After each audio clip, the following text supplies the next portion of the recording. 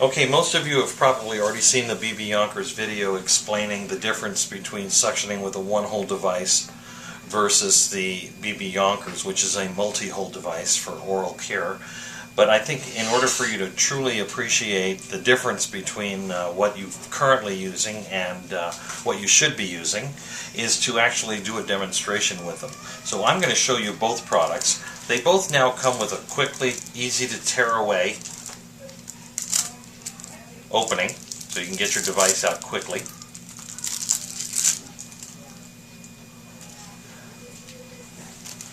This is the bebeonkers II, which is our original design, and we're going to hook it up to suction.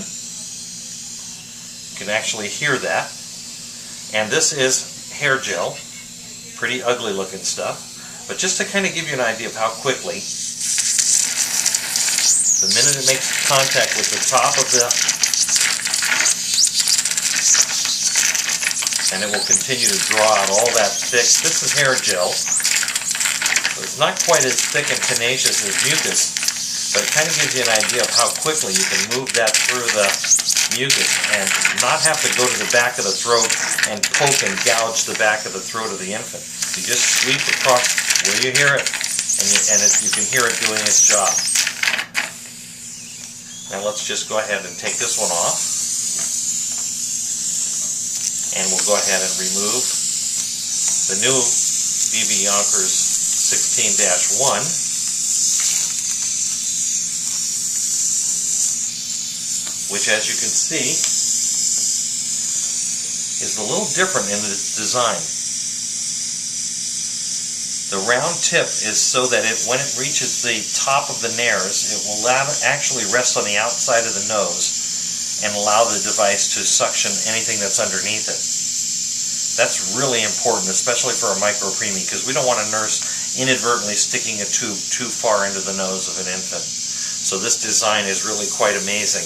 It also still has 3 holes at the base, at the distal end. So let's go ahead and hook that up to suction, and we'll proceed to, and once again you can hear it go right to work. Quickly, rapidly picking up this thick, nasty stuff that is actually hair gel, but we're almost getting to the bottom of the container now. And you can see how it's quickly removing everything, like a little vacuum cleaner. And you can see the mucus moving through the tubing quite easily.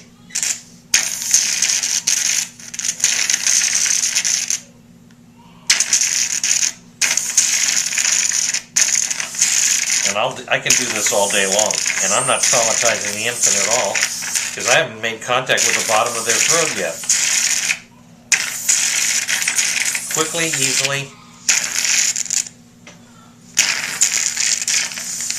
no matter how thick it is, it's not going to get stuck in this catheter, because of that internal diameter never has an equalization of pressure within the line, so it quickly moves through the catheter into the tubing.